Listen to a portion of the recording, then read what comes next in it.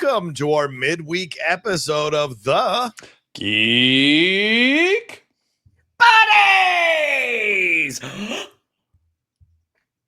Hey! We are back at it today, recording this on a Wednesday here this week. We have so much to get into here on the Geek Buddies. We're excited to be talking about some Oscars recap and fallout and our reactions to everything there. Some leaked art was some Avengers Doomsday or Avengers Secret Wars Marvel art was leaked that we're going to talk about. We don't know where it goes. And we're going to get into our spoiler review of Daredevil Born Again episodes 1 and 2. Spoiler review, Daredevil Born Again episodes 1 and 2. But let's introduce ourselves first. For those who might be new to our show, I am John Rocha, writer, producer, and host here on the Geek Buddies. I am Michael Vogel, writer and producer of animated TV shows and movies, and don't you get too excited about these double Geek Buddies a week. We're not going to keep doing this forever. We got other things we got to spoil review. Got a lot of news going on in these past couple weeks. Are you saying we're going to do more shows or less shows? I'm just saying we've done these 2 double Geek Buddies weeks. I'm getting tired. No. Don't have the energy for it anymore. Wow. Okay. And this is Shannon McClung. I'm an animation writer and a television actor. You're actually going to be able to see me tomorrow night again on The Pit. And as someone who never tires of engaging with our audience, happy you're here. Well, it's very progressive of you. There he is, real tiny. Kaboom! Kaboom! Well, as I said, we're going to get into the Oscars, some leaked art, and get into our spoiler review. Just want to remind you all to please subscribe to the channel down below. Hit that bell button. Leave your comments down below as well as you're watching and letting us know what you think about all the things that are going on that we're talking about and what your feelings are. Some people love to leave like 10 comments as they're watching, so feel free to do that because comments, interaction, likes, those are really important here on the channel. And tell Michael how many episodes I like the people to get mad at us early in the comments about something we said, and then later say, "Oh no, wait, you said it right the second time. Never mind, I retract my first comment." My bad. We got to explore this 1 episode a week new policy that Michael Vogel is pitching. But anyway, I just meant one like main show. I'm just saying there's been so much news. I love when we do a main show and then a spoiler review and then another spoiler review. We've just done 2 weeks where we had like 2 shows that were like full shows because there was so much stuff to talk about. That's Speaking about somebody retracting.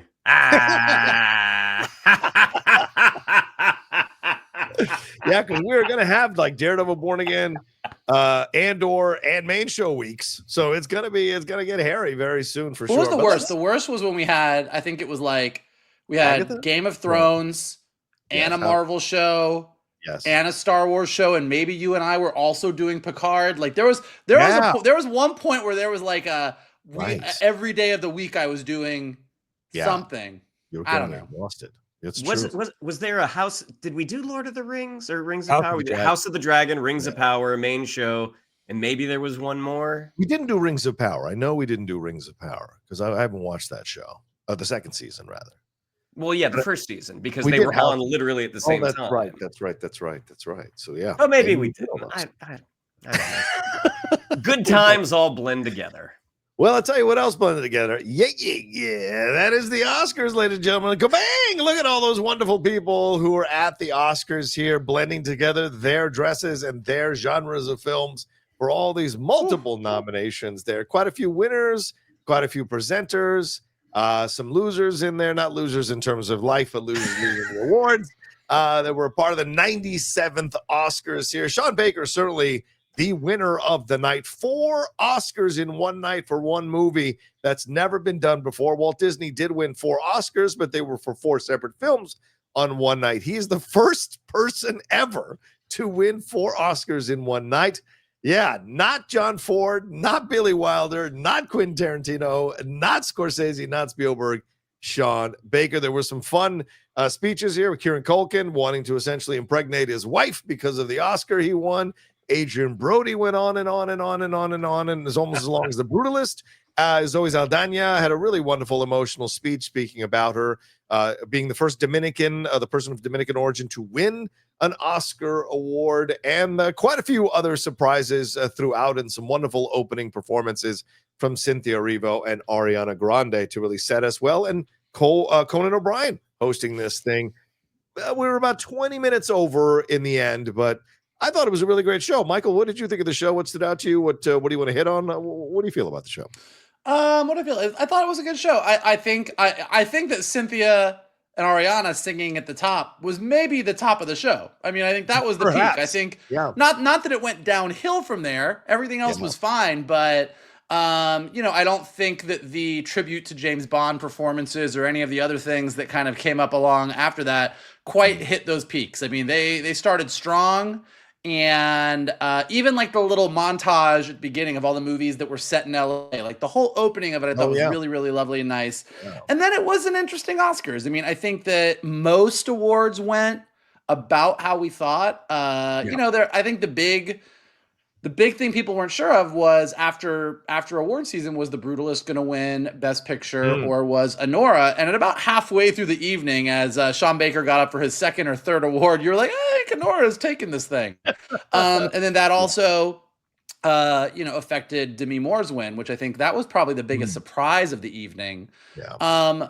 I saw somebody on Twitter said about Adrian Brody's speech, is that Adrian Brody's speech was a lot like The Brutalist. It was too long. It had a musical intermission, and the second half wasn't as good as the first half. And I thought that was pretty accurate. I thought that was pretty on point. But yeah, it was a fun evening. I love the Oscars. I love seeing everybody get up there. I love seeing all the movie stars. Like the Oscars is always, even when it's stodgy and stuffy, it's always like it's my award show. So I thought I had a lot of fun watching it.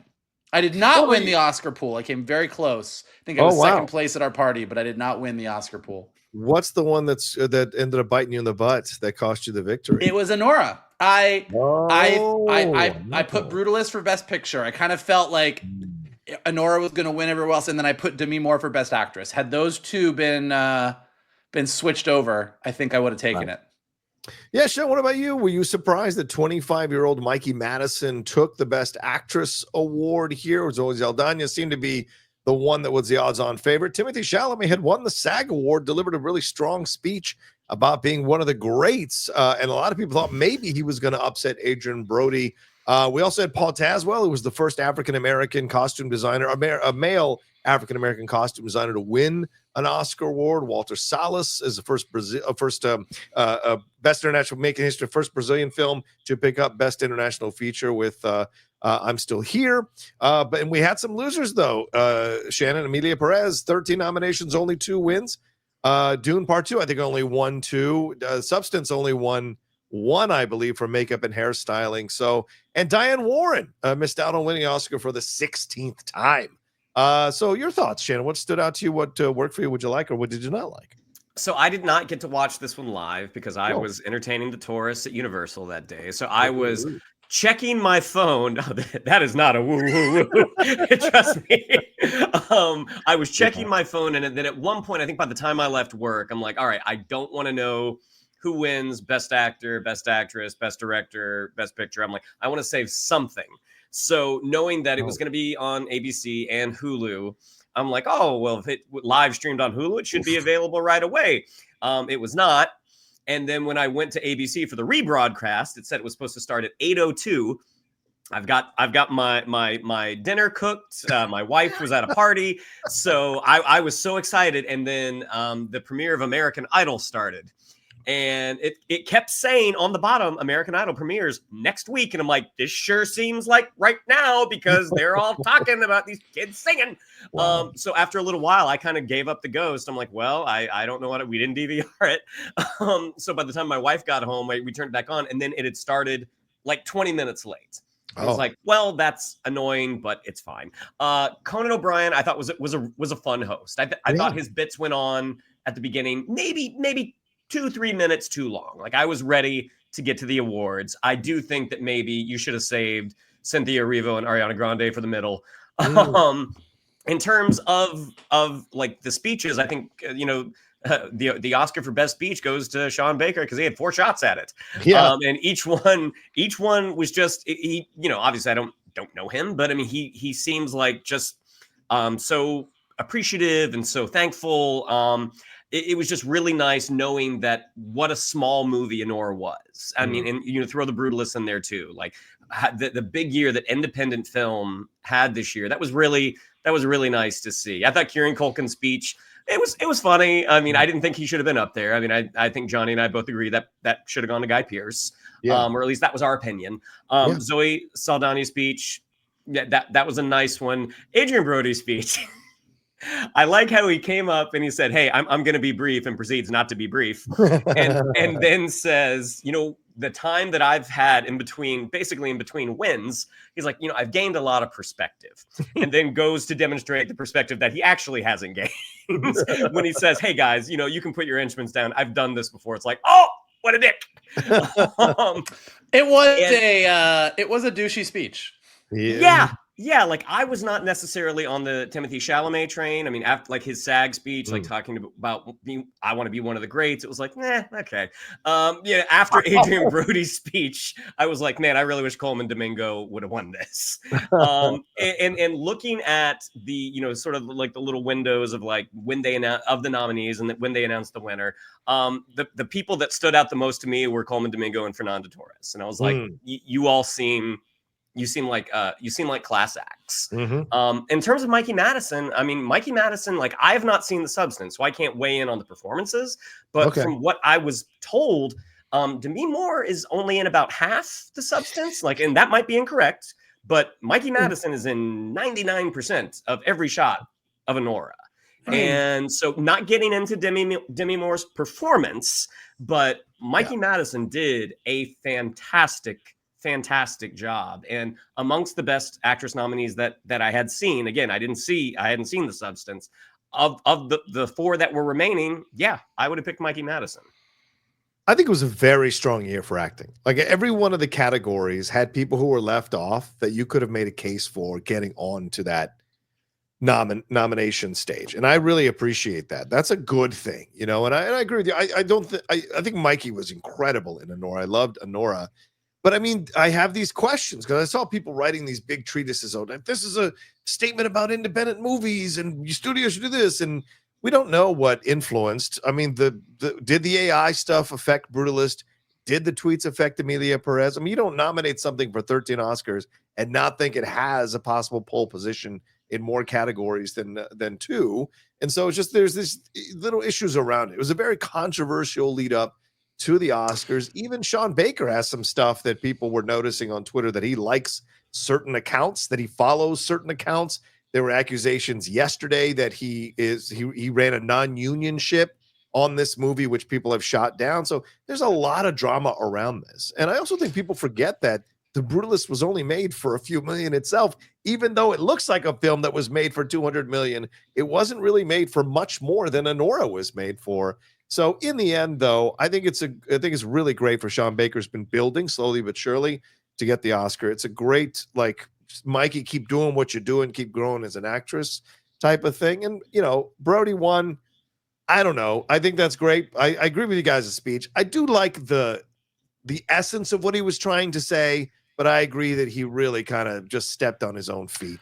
And the fact that he's dating Harvey Weinstein's ex-wife is a little weird for me, but whatever. All right, Michael, you want to chime in? Go ahead. Well, one thing, the most interesting stat coming out of these Oscars is that Mikey Madison is actually the only ghost face to win an Oscar.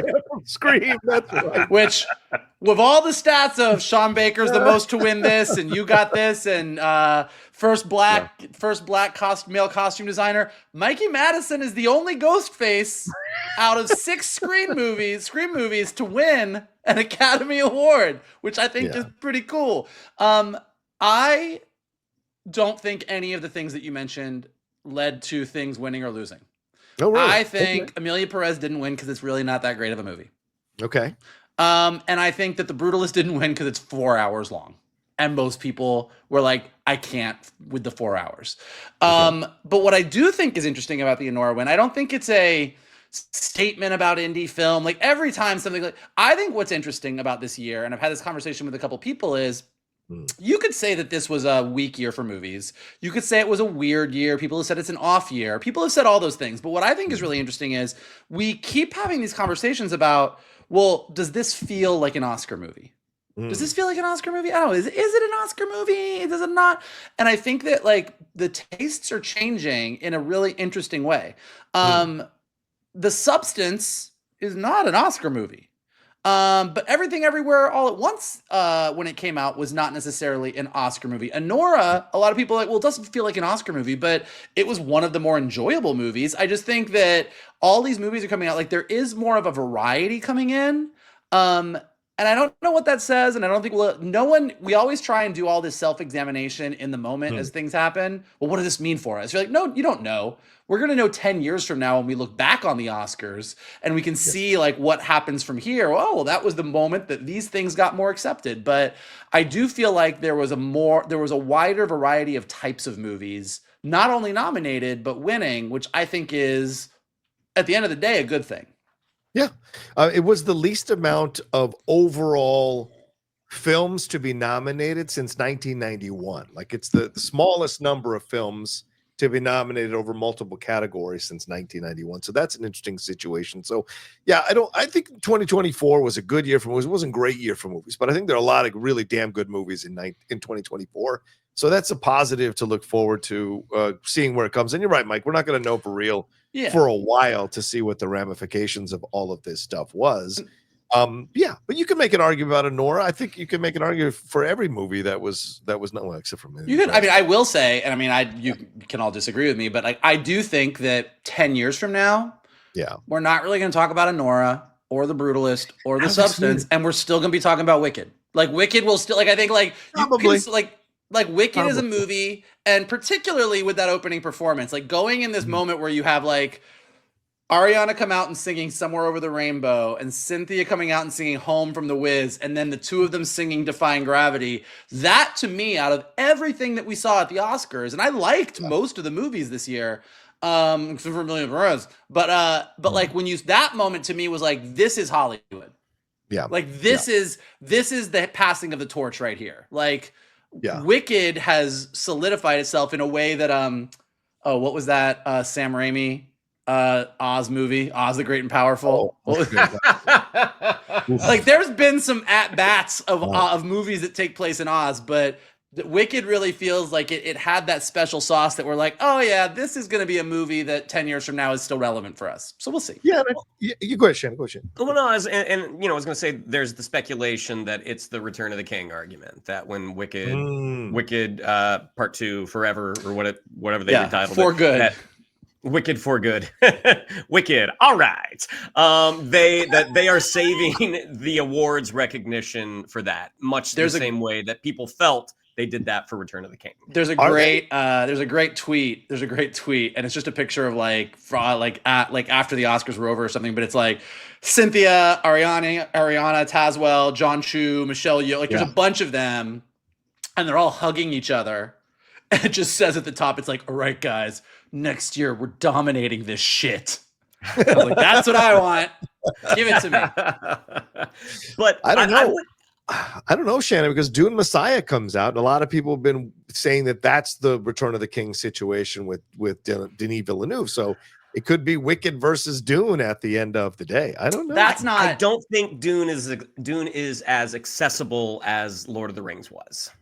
Yeah, most people. I like Dune more than a lot of people do. I do think that Dune 2 is a better movie than Dune 1. Dune Part 2 is better than Dune Part 1. The difference with the Dune Messiah thing, though, is as far as those books go, Dune is the book, and then all of those other books that come after are less good. Even people who are obsessed with Dune are like, it's getting weird.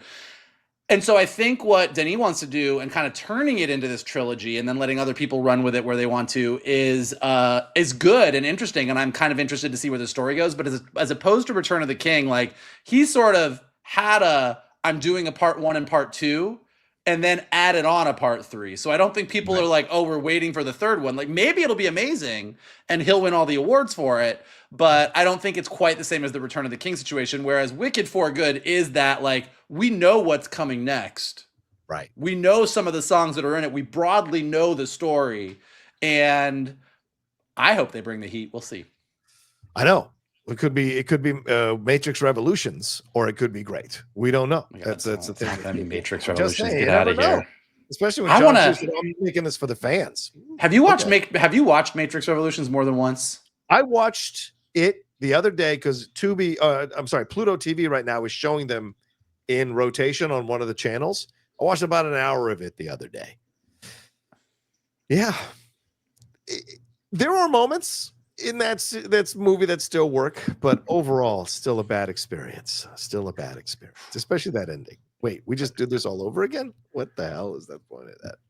Especially the Merovingian. What a waste of a guy, man. A waste of a character. Anyway, what else do we say about the Oscars? Shannon, I go to one last thing. I go to you as the comedic genius on this panel. Did any of Conan's bits not work? I thought letting the fire department people not say something serious, then do the roast jokes, I thought was a bit of a misstep. I thought some of his lead-ins to some of the presenters wasn't as strong. And I'm not going to waste your time, and then they cut off the sound people from doing. So maybe we could have ditched that song at the beginning and just gave people more time on speeches. What are your thoughts here? The song, like I'm a Conan O'Brien fan. I listened to his podcast, Conan O'Brien Needs a Friend. I liked him when he hosted all 3 of his late night shows. Yeah. No host bats 1,000. I mean, even true. Even the great Billy Crystal had moments that didn't work. Did the song? Did we need the song? Nah, not really. Especially since we got a much more superior musical sequence about 2 minutes before. Yeah, that's true. Very true. So, yeah. But I mean, I think he is a good enough host, and he is Hollywood friendly enough that this is absolutely a guy you should have back. He went towards that Ricky Gervais point. He started to tiptoe towards it, but then he immediately pulled back. Yeah. And in terms of like not all the jokes working, I mean, again, that happens. But overall, I thought he was a fantastic host. And in the era there, where we don't really have our go-to host anymore. Yeah. I think he's a really good option. It would have been great if it was rather, if all the recent happenings hadn't occurred, a Ryan Reynolds, Hugh Jackman hosted Oscars would have been amazing, but with everything that's kind of going down, maybe not. Fuck it, man. You should have Blake Lively and Justin Baldoni co-host it. We would have been on pins and needles every time they walked on stage. What's going to happen next? 2 people who will never be in a Best Picture presenting the Best Picture award. Yeah, I agree. I think Conan was great. Let him do it for the next 20 years. I don't care. I thought he was fantastic. Great comedic instincts and respectful. I was so tired of hosts coming in and making fun of the Oscars. Like, we're kissing our own asses. Stop it. We're allowed to do this. It should happen. We're celebrating the medium of film, which is an important art form in our world. And so take it seriously. And there's nothing wrong. Yeah, you can make fun and joke, but take it seriously. It's an important thing. And I think he had the right amount of reverence and humor at the same time, which is a rarity. So, yeah. Anything more to say? Latifah, I thought was good. The Bond stuff, I know you guys didn't. I liked the Bond stuff. I thought it was fine. I mean, some people were really upset about a couple flat notes, a couple off notes. Like, I thought the Bond thing was perfectly lovely. I just don't think it was wicked. Oh, my God. I'm just got to be honest. Oh, you guys, you drive me crazy. All right, let's move on to some Marvel leaked art. Let's see. I've got some notes on this. What I got here? Okay, so this was concept art for people are saying Avengers Doomsday. Some people are saying it's possibly Secret Wars. It's Secret Wars. Okay, good. Yeah, Secret Wars. All right, let me present it real quick, and then we'll get to your opinions on it. The concept art was originally posted on. Oh yes, let me set it up. It was posted on ArtStation by user Noir Muteon and has been deleted from the art hosting site since, but the account belonged to Mushk Rizvi, who was a senior concept artist at Marvel Studios, which is why people took this leaked art very seriously. They've been spreading this thing. So let's take a look at some of it here. This is probably Michael's favorite one with all the young Avengers here hanging out with Wong and Star-Lord. And I don't know what that X creature is there. That's Dupe. Okay, sorry, that's Dupe. Then you've got the Hulks here, She-Hulk, and is that Son of Hulk or Red? I don't know who that is there with the beard. Then you've got Star-Lord here, possibly having a bromance with White Vision, or Vision as he's called. Then you've got Doom sitting on the throne with possibly Reed Richards there on his knees, and some people have speculated that Doctor Strange and Yelena are here. And then the big one that a lot of people are talking about, other than the Doom one, is this concept art, which is supposedly T'Challa, who is T'Chaka's father, T'Challa's grandfather. And so a lot of people think this is a possible hint at what is going to happen, what kind of Black Panther is going to show up in Doomsday or Secret War. So your thoughts on this one here, Shannon? Since I went to Michael first on the Oscars, your thoughts on this one? What do you think about this stuff? I mean, I don't know if any of that artwork is dated, like, so we don't know totally, if how old this artwork is after it was Marvel did a little pivot. But in terms, if you have read Jonathan Hickman's Secret Wars, I mean, there are a few of those images that is Secret Wars. That is not Doomsday. I mean, it like the one that is Doctor Strange. I mean, they're in Secret Wars. Doctor Strange becomes a bit of an ally to Doctor Doom for reasons. But honestly, it got me excited when they said that there was a leak. I mean, part of me was just like, did Marvel leak this to kind of generate some excitement? The Young Avengers, I read the first kind of big run off of Vogel's recommendation, and this I like that image. I mean, like, that's a lot of fun. I think knowing that Wong is going to be integral going forward, knowing that Star-Lord's going to be integral going forward, that excites me. I mean, could that be Doomsday? Kind of doubt it, because I think a whole lot of stuff has to happen for that group to get together. But I think the thing that got me excited the most was that kind of feudal Hulk society. Like, I don't know if that's supposed to be Scar there on the right. But the idea that one of the kingdoms of Battleworld could be a planet Hulk, I'm like, man, that's super cool. And I had not heard that I thought the Black Panther was supposed to be Toussaint, T'Challa's son. But if that ends up being his great grandfather or grandfather for whatever reason, I'm like, great, that's cool. I mean, more Black Panther in our lives is a good thing. I mean, I'm excited at the possibilities that this could bring, but again, we don't know when this is from, so changes could have been made. Oh, and the Star-Lord Vision bromance, I think, is hysterical. Yeah. Michael, your thoughts on these on this concept art? What's leaked? What stood out to you? What did you think of this stuff? I mean, I thought it was all awesome. Like most of the internet, I thought all the concept art was awesome. Concept art usually is awesome. So yeah, apparently, in people sort of sussing out what happened, like this artist who is a very well-known Marvel concept artist, I think dumped his stuff into a folder that was supposed to be a not being used or deleted folder, but it ended up being a public folder, is what everyone's saying happened. That's a big mistake to make if that is the case. But yeah, with concept art, the thing about it is you never know what's going to make it into the movie or not. So all of this could be absolutely real concept art. And to Shannon's point, maybe it predated the Russo brothers and everything has shifted drastically. Maybe it didn't. And this is stuff the Russo brothers are getting done, but not all of it is going to be what we end up seeing on the screen. So, none of it's a guarantee. But as Shannon said, it does sort of confirm a lot of the things that people have been assuming based on the Jonathan Hickman Secret Wars run. And based on the fact that with Wiccan coming in and Agatha all along, that some version of either the Young Avengers / Champions is going to be that we were going to have like this younger team of heroes. Having both White Vision included in the concept art and Tommy on that Champions lineup, or that with that Young Avengers lineup, is kind of interesting as far as how White Vision, the series, is going to tie into all of this. And the other thing is like the amount of Peter Quill. It was pretty clear. I was talking to somebody about this weekend. Like, I like Guardians of the Galaxy Volume 3. One of the things that drives me crazy about Guardians of the Galaxy Volume 3 is Peter's entire arc, where Mantis is like, Peter, you really should go back and see your grandpa. And the entire movie is him getting to the point where he leaves the team and goes home. And I'm like, okay, James Gunn didn't want to write that. Like, that is the opposite of what Guardians is supposed to be. Guardians of the Galaxy is, I left home and I have my found family and you guys are my family.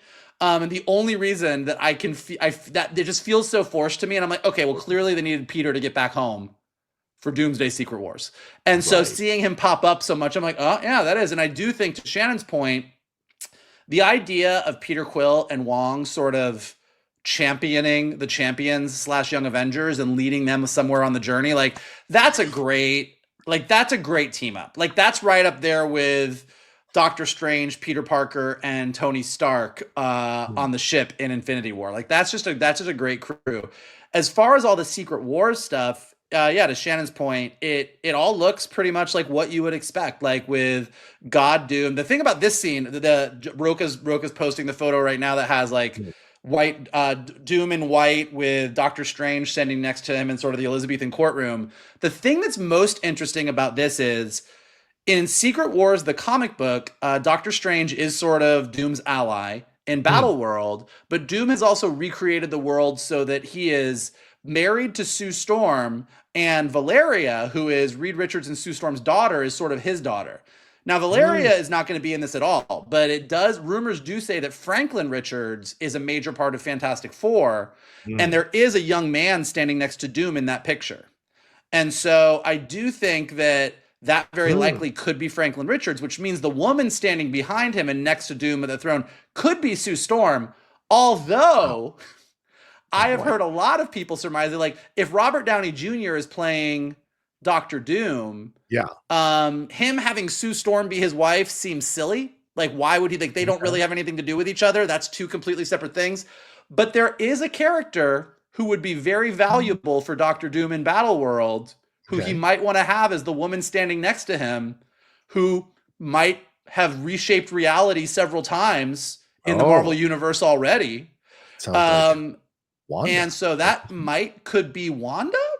Ooh, wow. And if Wanda is part of the reason that Battle World is Battle World, it also might make sense that you needed a team of Young Avengers with her children to come help break her free of that. So I did, as soon as somebody mentioned the Wanda thing, I was like, oh, that's where the Young Avengers would actually be pretty important to this story. And like, really, as far as like fan satisfaction, the Scarlet Witch storyline is clearly something that Marvel, as much as Multiverse of Madness maybe was a misstep, people are still way into it. Wiccan coming out of Agatha All Along is big. Everyone is excited that it sounds like they're casting Tommy for White Vision, and having Wanda's kids go up against Doctor Doom in Battle World and finding Wanda and finally having that reunion. That could be really cool. The Black Panther stuff, I heard what Shannon heard, that they really do want it to be Toussaint, like that they're going to kind of like have this be the T'Challa's son is going to be T'Challa. But I do think there's definitely the possibilities for Black Panthers from other parts of the multiverse to show up as well. So I think this is all really good. I think that whether Marvel did it on purpose or not, although I'm sure they're upset that some of their secret plans may or may not have been revealed, I think they have to be happy with the reception, because pretty much across the board on social media, the response to this is, let the Russos cook. We're so back. Give me this movie. And by the way, the reason I was mentioning T'Challa as a possibility with the Black Panther thing is because one of the fans of this concept art pointed out that the URL associated with that particular piece of art that you see there specifically mentions T'Challa, which is the grandfather of T'Challa and Shuri. So it could be any number of reasons that concept art is in there. But yeah, to me, I usually don't get too excited about this stuff, because it's like, well, it doesn't mean it's going to end up on the screen. That being said, this is some beautiful art, and this is fantastic to see these characters in this way. And the Peter Quill thing is fascinating as well. And Mike, I hadn't heard that theory, so that makes all the sense in the world to me, actually, when you said it, that they shoved that storyline in to make it so Peter could be on Earth. And Wong makes a lot of sense, because Wong was going to lead that academy till they canceled the series, right? That like Sorcerer Academy or whatever it was. So having him be essentially like the dad of the situation, where Quill is more of the big brother of the situation for the Young Avengers, that makes a lot of sense. So I like that idea if they're going to go that route. And some people have mentioned this. Be curious. Some people say, I saw some people say that we know that Quill is bisexual, and maybe him and Vision are having a little relationship here. Ready to get out. I'm just out of here. That is not. I'm just saying. What I do think is potentially very, very funny is the end of WandaVision. Vision sets off to kind of go on this, Vision quest, Yeah. He goes out to search for answers and he ends up rooming with, you know, the intergalactic slacker. I think that as a 1-2 punch, I think is potentially very funny. Like Peter Quill's like, no, come with me. I got answers for you, pal. Perfect strangers, those two. Anything more to say, or are we good? Anything more to say on this, or shall we it's good. The theories are flying fast and furious, and we got a ways to go. But I do think that, and again, we're about to talk about Daredevil, but like coming out of Brave New World, but Daredevil coming out, this concept art coming out, Thunderbolts coming out in about a month and a half or so. Like I'm not back on track, but I feel like I could be back on track soon, and that's a nice feeling. Yeah. It feels like we're going up the roller coaster. We haven't quite gone over the edge, but it feels like we're at least going up. So thankfully, that may be what's happening. We'll see. All right, let's get into the review here of Daredevil Born Again. Episodes 1 and 2, should say right off the bat again, this is a spoiler review. So if you haven't watched the 2 episodes and you don't want anything ruined, thanks for watching so far or listening. Go on and have a great rest of the day. And when you watch the 2 episodes, come on back. But if you don't care or you have seen it, this is the spoiler portion of the show here. So we had the first 2 episodes drop for Daredevil Born Again. We had Matt Murdock back as Daredevil briefly in his outfit for the first couple of minutes of the first episode before he tossed Bullseye off the roof after he killed Foggy Nelson. Oh, poor Foggy there, getting the bullet in the chest. We did have Kingpin back here, fresh off his bullet shot to the face from Echo. He is now running for mayor. We had a pretty awesome coffee shop scene between them in the first episode that's close to what we got in Heat with Pacino and De Niro. Not quite there, but certainly close enough. We got the introduction of some interesting new characters like Kirsten here, who are going to see be a bigger part of the show. Well, we also saw goofy Michael Gandolfini as Daniel, and quite a number of people who were part of this whole thing. So we're going to talk about it spoiler-wise, but get the overall thoughts first. Michael, your thoughts coming out of the first 2 episodes of Daredevil Born Again? I think the expectations for Daredevil Born Again were real high. And that's because we were judging it by the Netflix series and not the past few MCU shows. And so I think like where I kind of came out on it at the end of the day is, do I think that Daredevil Born Again is as good, at least right now with the first 2 episodes, as good as the Netflix Daredevil? Not quite. Like it's good. It hits its moments, and when it hits its moments, it's good. And I think they did a really nice job in a lot of ways. It's not quite there, but I think it's a hell of a lot better than the last few TV shows we've gotten from Marvel. Agatha all along excluded. That's amazing. I love it. But like in general, this definitely felt like the world of Daredevil that we've come to know. It's not quite as good as what we've gotten in the past, but it felt right. Like it felt like the universe. It was violent. The characters feel like the characters. Like it didn't feel like anyone was drastically different. Like I think I was talking to somebody about it and I'm like, look, there's a lot of things that I think aren't quite perfect in this show. But when you think of all the ways this could have gone wrong. Yeah, right. The fact that we got a Daredevil that pretty much is Netflix's Daredevil with a couple stumbles in it there along the way, I still kind of came out feeling really happy. Like I'm very engaged. I'm very into where this is going. I'm glad we got these characters back. And I think we were saying on our text chain, whenever Matt Murdock and Wilson Fisk are on screen together, like it's electric. Like those two are golden. And like that entire scene in the diner where they're talking to each other was just riveting.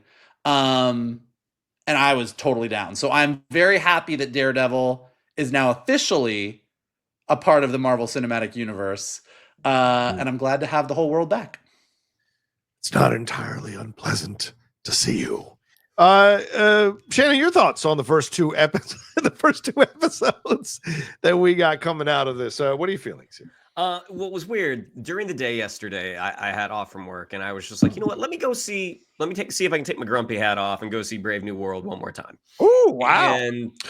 And the parts that they did nail, which there weren't a ton, but there were some. And I was like, okay, I enjoyed that. This is still one of the lower entries for me in terms of the Marvel Cinematic Universe. So watching Daredevil, I did get get some Brave New World feelings that we had an idea, we had a path we were on, and then halfway through we changed directions. So like that opening scene where we get to see Matt, we get to see Foggy, we get to see Karen. I was like, I really like this bar vibe. I'm not a big Daredevil reader, so I don't know if the character of Cherry is from the comics or not, but I'm like, I like the vibe that this guy brings to the show. As soon as Bullseye shows up, and they get into that fight with the CG smoke, I was like, man, I wish we could see this just a little better. I mean, for a show, again, basing it off of the Netflix series, for a show that relied so heavily on practical filmmaking, the CG that they did use in this, I felt it did kind of stand out a little bit. And was there a way to make it better? Probably, but again, I think when you do have to change gears in the middle of production, you kind of you make the best that you can make. Yeah. Charlie Cox is Matt Mart. He's Daredevil. I mean, he is Daredevil. And anytime he and Vincent D'Onofrio are on screen together, it is a lot of fun. Like it is just, it reminds me of like in Luke Cage, when Luke Cage or Mike Coulter and Mahershala Ali were on screen together. Like there is just this crackling intensity that at any moment one of these guys is going to blow up. And I think there's a reason that they put that diner scene out there early in the marketing, because you can just the chemistry between these two is so great. I did think it was interesting how Charlie Cox commented on the fact that Wilson Fisk had lost some weight, judging by the sound of his footsteps. And I wonder, was this an actor need or a character need?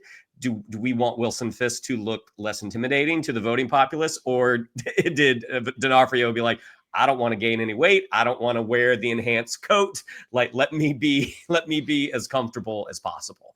Again, it was good, not great, and not knowing where the series is going over the next the following 7 episodes.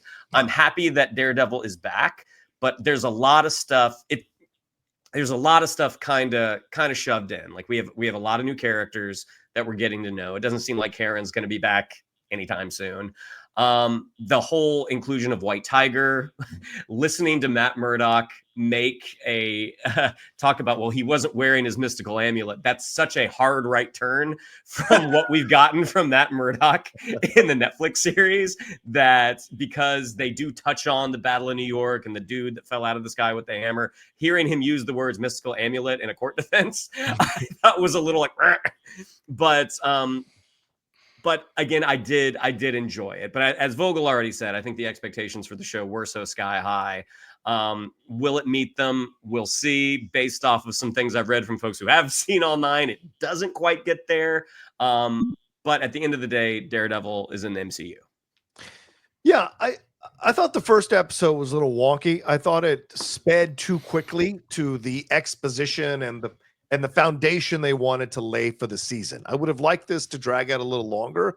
I thought the opening was cheese balls to the sky. I mean, hey, we're cool. We're together again. It was so ridiculous, some of the dialogue there. So that when we got to the bar, I'm like, somebody's going to fucking die. There's no reason they do this stupid stuff unless someone's going to die. And sure enough, it was Foggy. I was so shocked. And of course, I felt even worse because Eldon got a lot of crap when he was first cast in the show, and people didn't feel he was up to snuff acting wise. So to kill him off in that way, I think was a kind of a sad situation, but it was something that was essential for essentially jumping for a year later and him dealing with the trauma of it all. Because having seen all 9 episodes, it's definite, and I'm not going to spoil anything other than what's already been laid out is the battle throughout the 9 episodes. Matt's struggle with the loss of Foggy, the dark versus the light.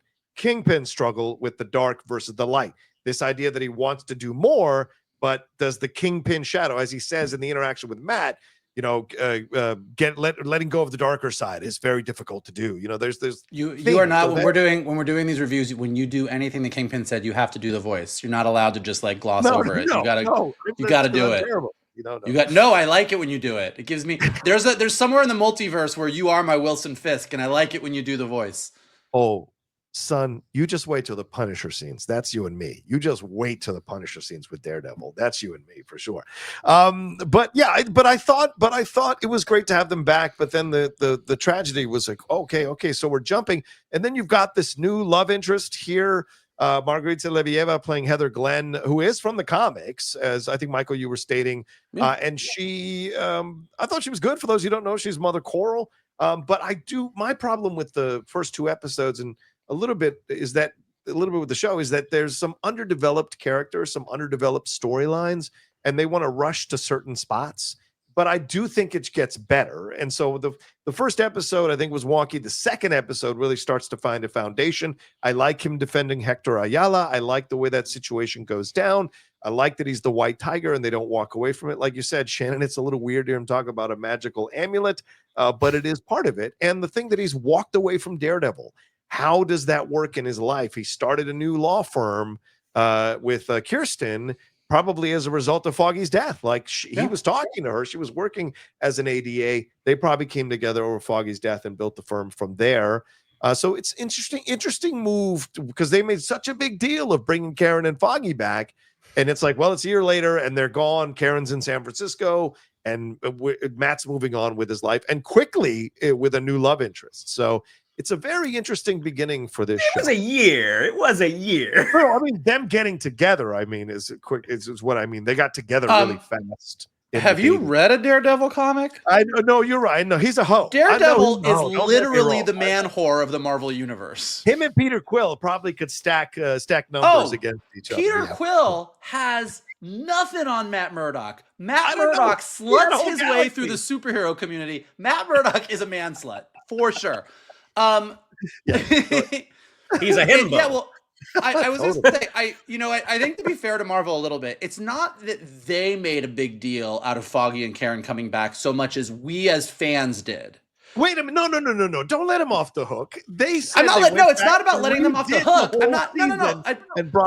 It's not about letting them off the hook, but like, when I think they fully, because you can kind of tell, and we were even talking about this in the text chain. Yeah. The first episode is wonky because they clearly went back and reshot the entire first episode, but a lot of what they were planning to do in the series, they're still doing. And so they had to link it up. So I think there's a version of this story where Matt Murdock is just Matt Murdock and he's working at this firm and we never really talk about Karen or Foggy, and then they realized that's bullshit. We can't do that. So they brought them back. They had this big opening. I don't know if Karen shows back up. Foggy, I will just say, in the comic books at one point, Foggy did get shot. Matt Murdock did hear his heartbeat stop, and Foggy ended up in the witness protection program and came back later. So I'm not saying they're doing that, but I'm just saying there's precedent that Foggy may not be as dead as we think he is. But for now, I think what they really did is they were like, we need to we're going to link this up to the Netflix series and we're going to do that. And then when we all saw those images, which are the images from the first 2 seconds of the show of them walking down the street, we're all like, oh shit, it's that. The problem with us as fans is you show us something we like and we're like, that's the show. And then they're behind the scenes. They're like, these guys are going to lose their shit when we are done with this in 15 minutes.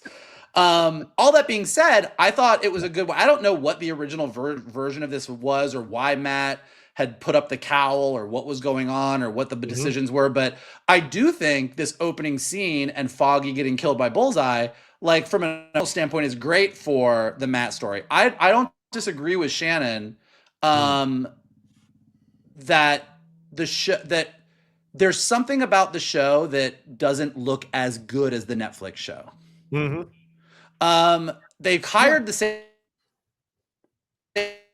dynamic and really interesting and really good.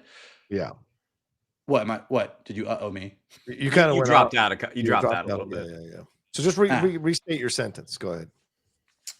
There's something about it that just doesn't quite look as nice. It looks kind of like washed out a little bit. It looks like it's shot on video. Like there's something about it that just doesn't quite have the dynamic quality of the Netflix show. And that was kind of jarring, but I still thought the fight choreography was good. And I thought and seeing Bullseye just kind of come in and go full Bullseye was still pretty awesome.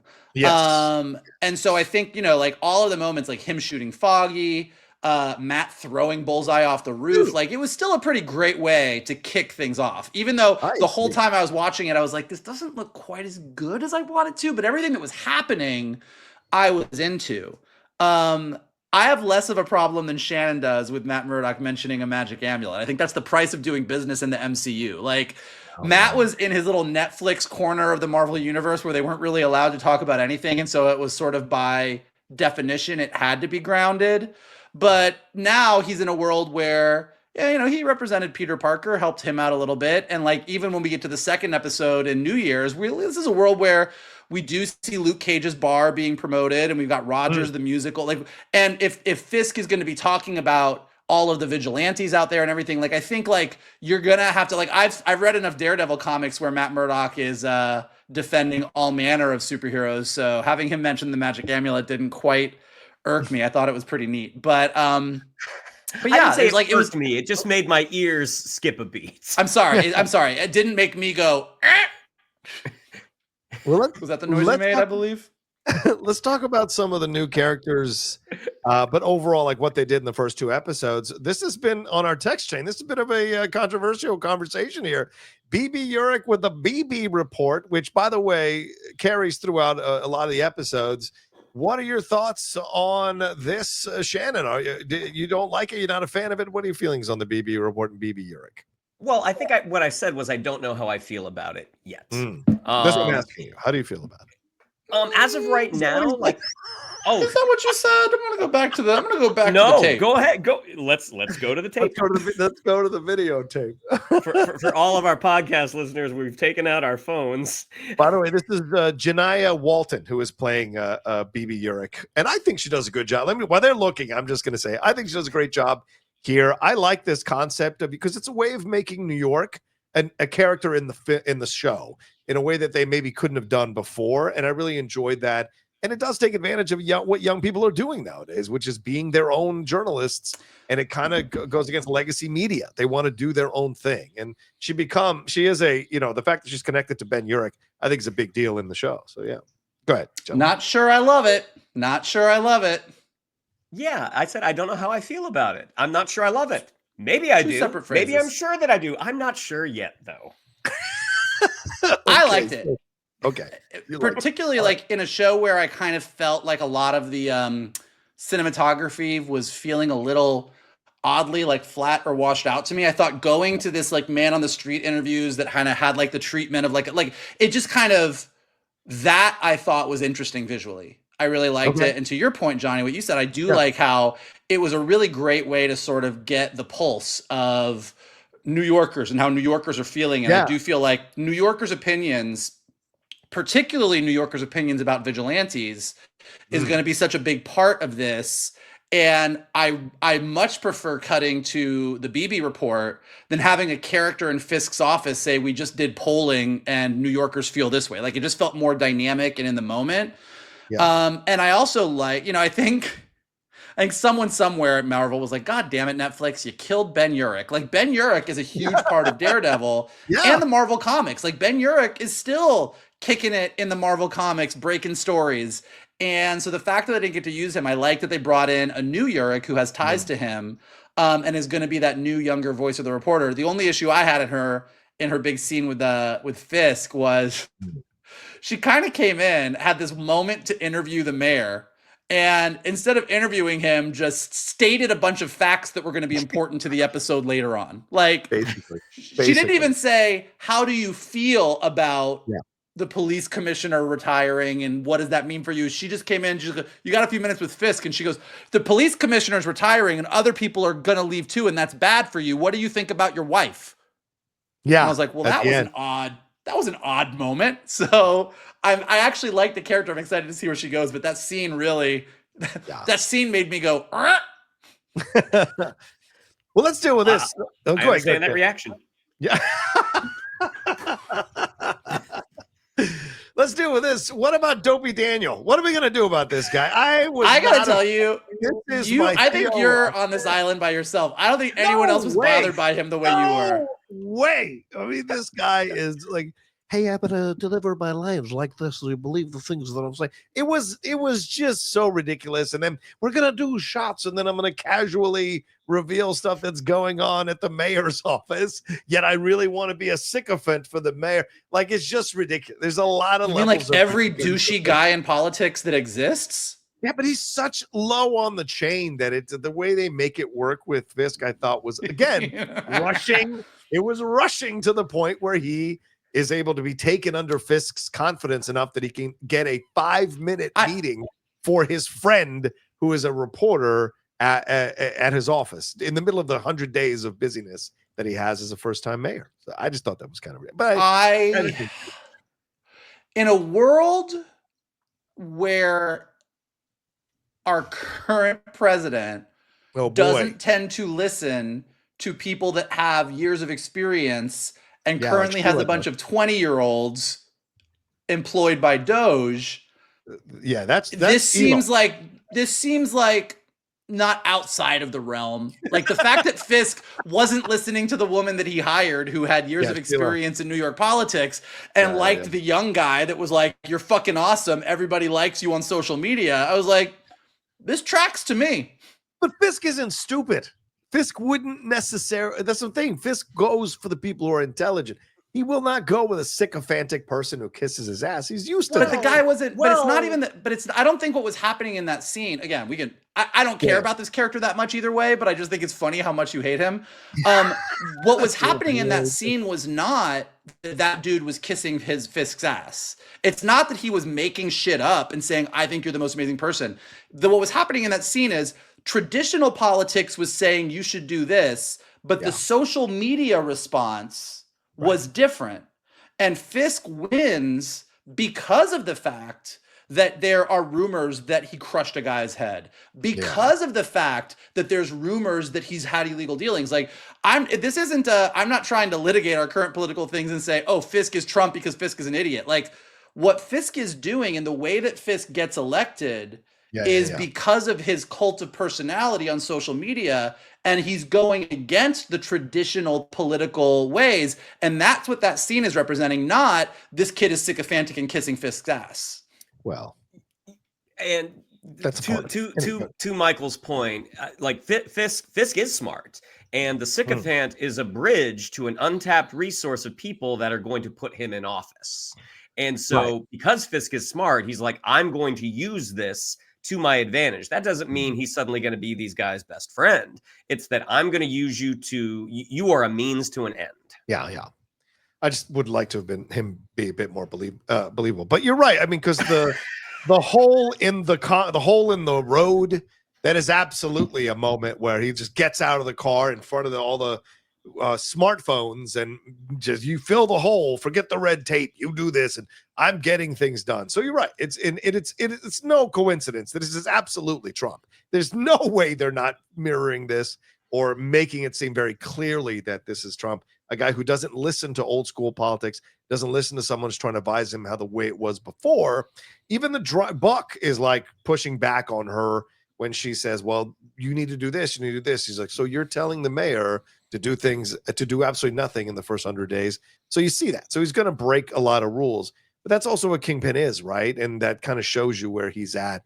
And so I think both him and Matt have that thing where they're blurring the lines when it's convenient for both of them and how the things that they're doing, because we end the episode, the second episode, with Matt listening and basically eavesdropping on this corrupt cop, going to Nicky Torres's apartment, telling Nick to get out on the stoop and go find Cherry so he can put him in a safe house, and him waiting for the corrupt cops to show up, probably because he wants to kick a little corrupt cop ass, and he does. And so you got a little balance. Oh, stop it. Oh, stop it. What do you mean? What do you think he's doing standing there waiting with his stick like, come on. They missed him by about 5 seconds. He was there to delay the cops. He didn't go into ass kicking mode until the guy had a gun to his head. Yeah, I was gonna say, like, if he was just waiting because he really just wanted to wail on those guys, why did he let them kick his ass for like 3 minutes? Because I think guys like that get off on it, and he knows how much he can take before he goes. That's the thing. He's going through guilt over the death of Foggy. He's going through guilt over the death of Foggy. So him allowing himself to get beat up as punishment for a little bit before he fights back in his own battle with his darkness, that makes all the sense in the world to me. That he would do that because Daredevil knows how much he can take.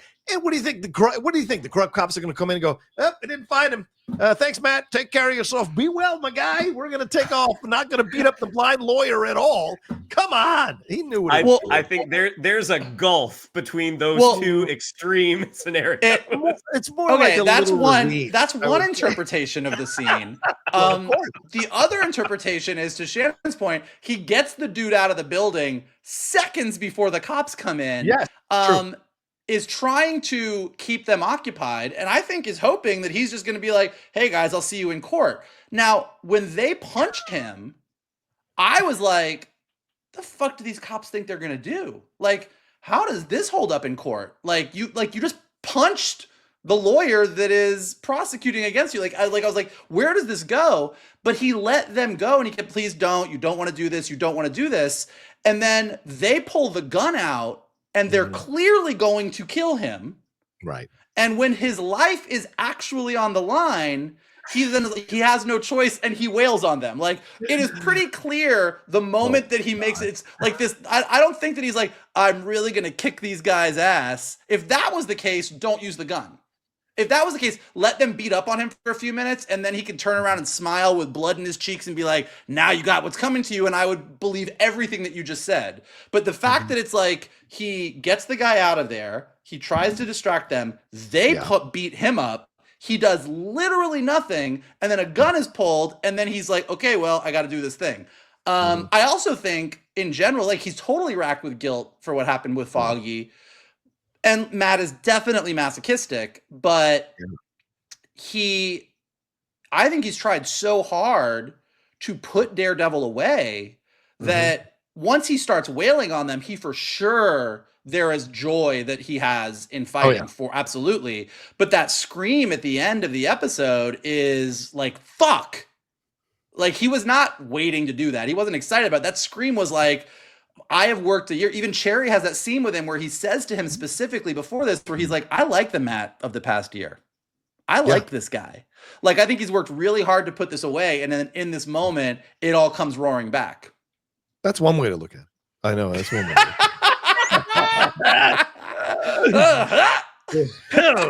No, but, you know, yeah. And it's going to be interesting as the show goes on, what you guys think about that kind of stuff. But I like that. And I thought that fight sequence was brutal. And it was brutal. It was just the head into the ground thing was crazy. That was better than the bullseye fight. I would agree with you. It was clearer than the bullseye fight. It was easier to see. But vis-a-vis better. Okay. What more do you want to say? I want to jump to Vanessa. What more do you want to say here, Michael, on this one? No, I was just going to say that as opposed to, it's like we talked about this a lot when Echo came out, how like they really doubled down on the most mature Marvel thing you've ever seen. And like all of the action was just like kind of stupid. Like it was just like, okay, like it was like they put it there to put it there. This is, I think, more violent than what anything we saw in Echo.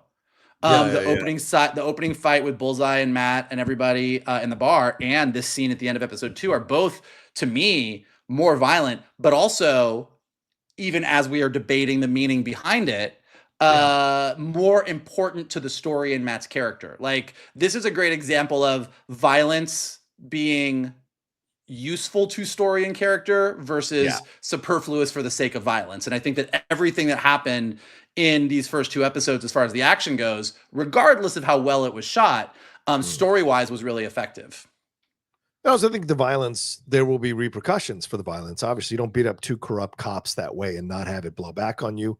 Him throwing Bullseye off the roof at the beginning there, Karen's reaction is devastating. Deborah Ann Woll not even wanting to turn around, right? I mean, because of the horror of that situation. I thought she didn't turn around because she thought it was Matt.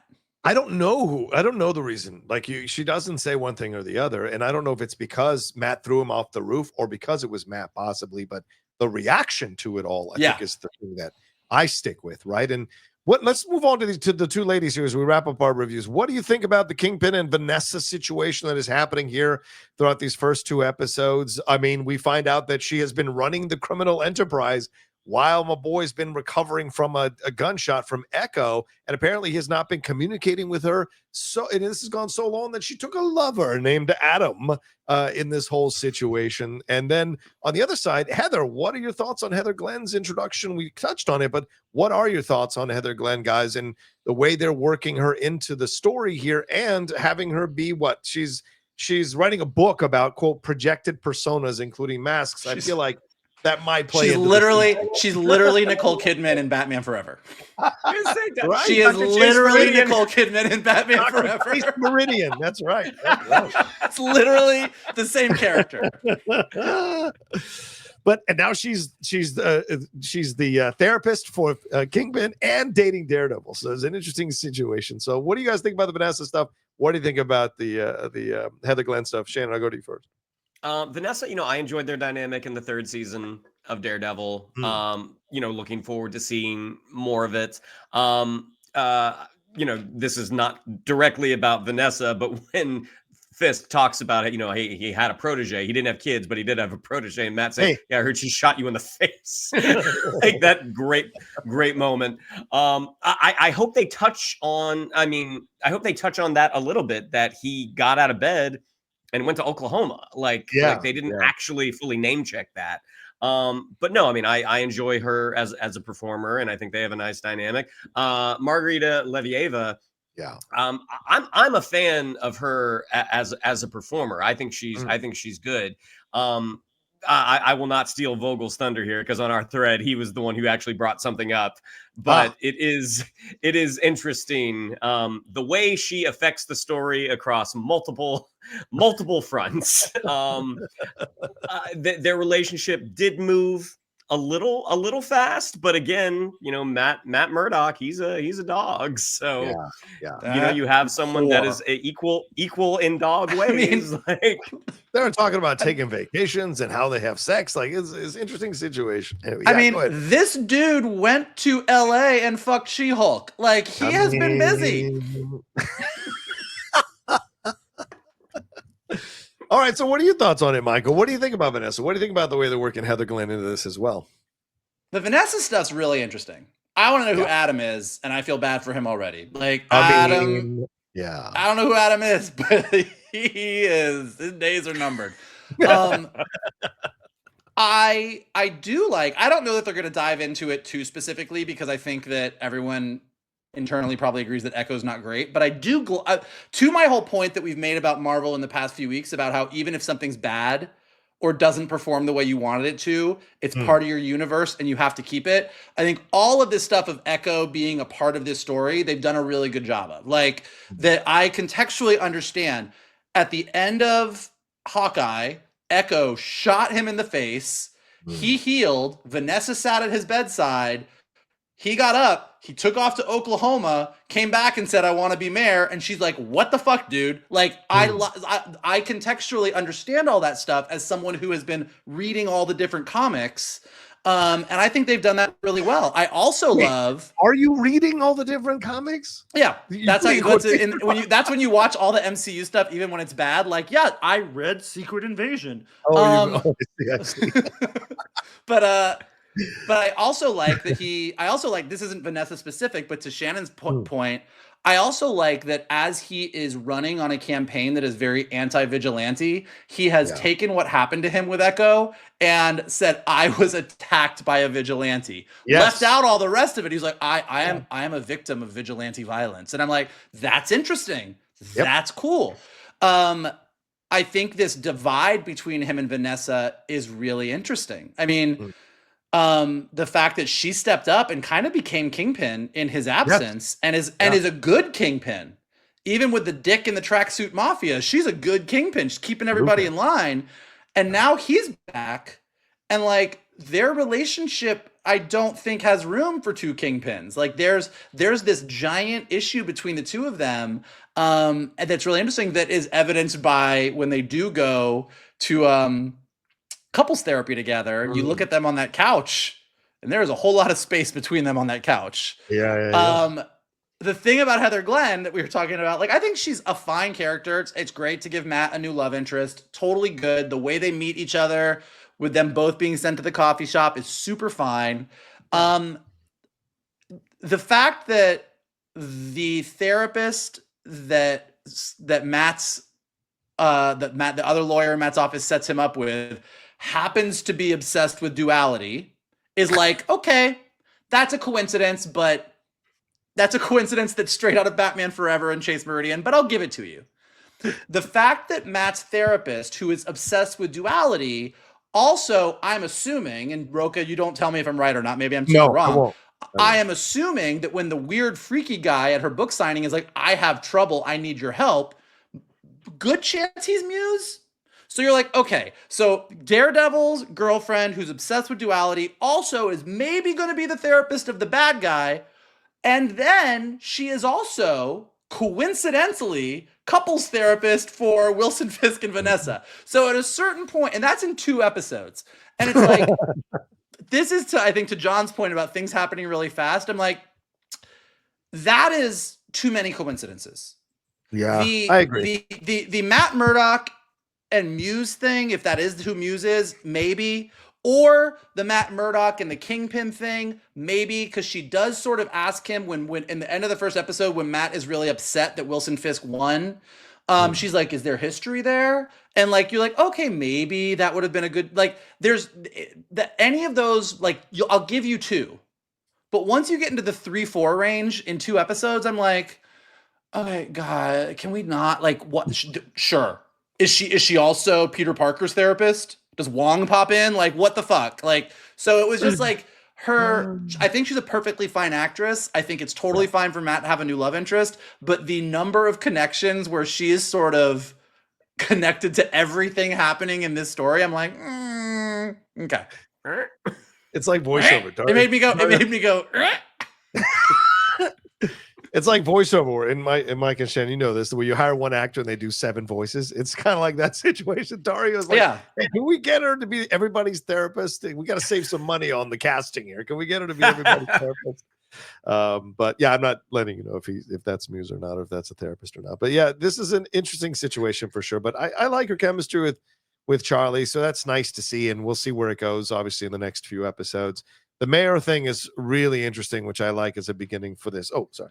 And also the where it's, and the Hector Ayala thing, I hope that well, what can I say? I like his performance and I like him as an actor, Camaro de los Reyes. So I like that they chose him to play. There's a real nobility and grace to the guy, and the back and forth that he has with Charlie, I think with Matt Murdock, I think are really poignant. So I like that he was chosen to play White Tiger in this situation. So I also just like, and it's something we didn't get to see in Daredevil the series, is that I like Matt Murdock representing superheroes. Yeah. Like that is something I love in the comics. If there's a superhero in need, either Jen Walters or Matt Murdock is going to be their lawyer. Like they are the 2 go-to people. So I actually really enjoy seeing Matt Murdock defending a vigilante, particularly in a story where he has stopped being a vigilante. I think is really, really interesting. Yeah. Any final words on the first 2 episodes before we wrap up here? Just, I will say I want to say one thing about Wilson Fisk being mayor, which like, I think this is probably one of the things I like the most about the show. We're making the obvious Trump comparisons that are definitely there. But I think that what I'm really enjoying about this, and kind of we touched on it in our conversation, is, I think all 3 of us kind of agree that this last season of The Boys kind of became a little bit too much about, let me talk about what's happening in modern day politics more than let me just tell a really good story. And I think that with Wilson Fisk becoming mayor of New York, like we said, there's obvious similarities to the big personalities, the rumors surrounding them, people on social media really gravitating towards them. There's a bunch of things, but at least in these 2 episodes, I never felt like it fell too far into like Trump parody. Like Wilson Fisk is still very Wilson Fisk. I also think when Marvel really says, let's talk about what a world with superheroes is, it's really good. Like Civil War is great because you're dealing with, well, the Avengers did a bunch of shit. And people are upset about it. What are we going to do? And here, Fisk is like, hey, he says it. I mean, he's like, we have a world with the Punisher, Spider-Man, White Tiger, Daredevil, like running around the city doing whatever they want. And sure, they do protect people, but they also cause a bunch of fucking problems. Yeah. And the fact that that really resonated with people, like the entire, as you were saying, John, without spoiling anything, the whole like the light versus the dark and where do I fall on this is interesting. But both Matt struggling with being a vigilante, defending a vigilante, and Fisk running on this anti-vigilante campaign, like when Marvel really cooks on the let's talk about being in a superhero universe, it's good. And that's one of the things I thought was really good about these 2 episodes. Yeah, I agree with that. Shannon, any final thoughts? I'm happy that we've gotten to the bridge to Thunderbolts. Aside from my issues with sort of the look of the show, it's always great to see Charlie Cox and Vincent D'Onofrio back together. And again, even though like what we've gotten in the past, it's been a little inconsistent in terms of quality. I like that we have a show to look forward to every week that I know I'm going to be chatting about with you two. Yeah, I all I'll say is that the first episode, a little wonky. Second episode, a little strong. That's more what the series is. The second episode is more what the series is, and it really starts cooking with gas once it turns the corner. And I like that about the show. So stick with it. Trust me on that. All right, there you go. That's our spoiler review for the first 2 episodes of Daredevil Born Again. Thank you so much for hanging out with us, everybody. Shannon, what do we have to tell them? Yeah, I'd like to follow us on social media. On Twitter, it's at Geek_Buddies. On Instagram, at _Geek_Buddies. If you'd like to follow me on social media, on Twitter, it's at Shannon_McClung. On Instagram, it's Shannon the Geek Buddy. If you'd like to follow Mr. Vogel, it is at MKTuner. If you'd like to follow Mr. Rocha, it is at the Rocha Says. Oh, nice. Mikey. Despite Shannon's Shannonness, we would appreciate it if you would hit that like button below. And after you do that, subscribe to Johnny's Outlaw Nation page. Check out all the amazing content he's got there. Leave your comments below. What did you like about Daredevil Born Again? What made you go, eh? Let us know down there what you thought about that. If you're listening to us on a podcast, go ahead and leave us some stars and comments so go up in the rankings. And as always, the best thing you can do is retweet this video, post it on your socials, send it to your friends, tell them to hang out with your buddies, the Geek Buddies. There you go. Thank you all so much for hanging out with us, and we'll talk to you next time with another brand new episode of the Geek Buddies.